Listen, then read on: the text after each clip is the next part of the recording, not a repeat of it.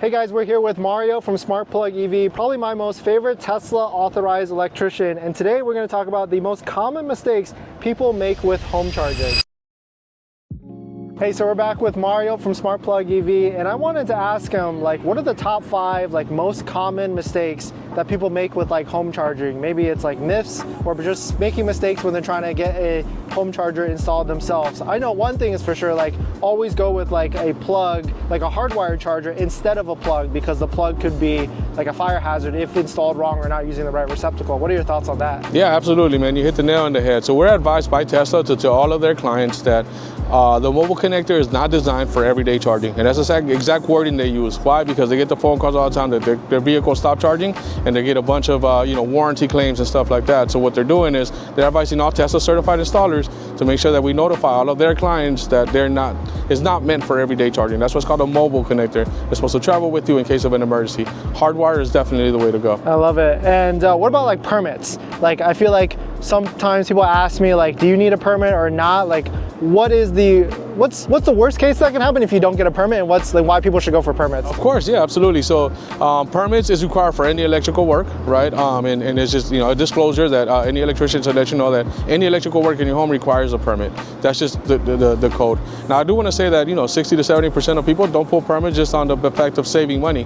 And are they exposing themselves is a great question. Not if you use a licensed contractor, right? Because if something was to go wrong, yes, you have permits that show that everything was done correctly, so you can kind of check the extra box.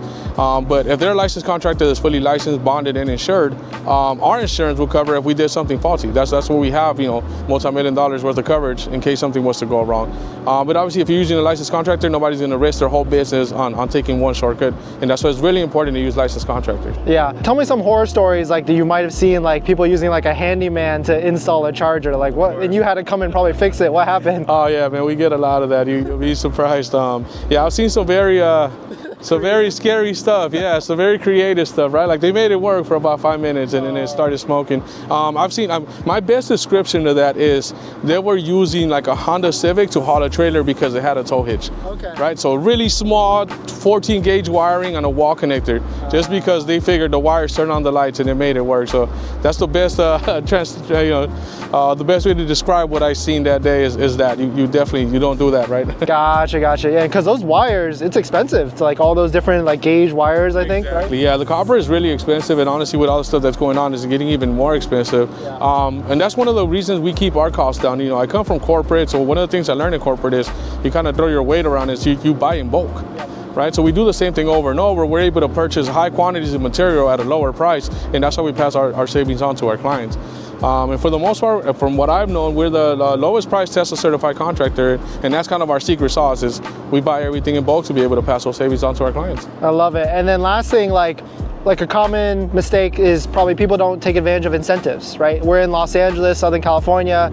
There's utility companies that will give you $1,000. Yeah. Tell me some of those. Of course, yeah. LADWP still has a $1,000 rebate. Anaheim still has a few $100s left, and I think Riverside still has a few $100s left. They used to be $1,500 all across the board.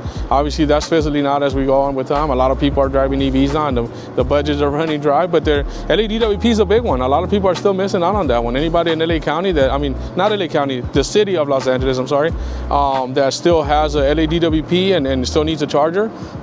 You do need to get it permitted. That's one of the requirements for the rebate, but it still covers a good chunk of that installation cost and charger cost as well. And you can help with that whole process, right? With getting them the rebate, and tell the viewers, I guess, where can they find you? Of course, yeah. So if you go to smartplugev.com, you select a quote. Our website will run an algorithm to make sure you're within the DWP area, and then it'll automatically let you know what you need to get done in order to get that $1,000. It is a rebate, so you will receive it in the mail. It's about 2 months after the fact is what it's taking. But yeah, it's one of those you get to pay for it up front. Most people get almost get all of it for free. It's probably the best way to put it. Yeah. Between the charger, we have a discount on chargers for the Dennis deal. Yeah. We don't charge any taxes on any Dennis clients. Nice. So obviously, you get the charger for $420. The installation is around $400. Permits are typically $250. That includes everything. So yeah, you can get. Thanks so much.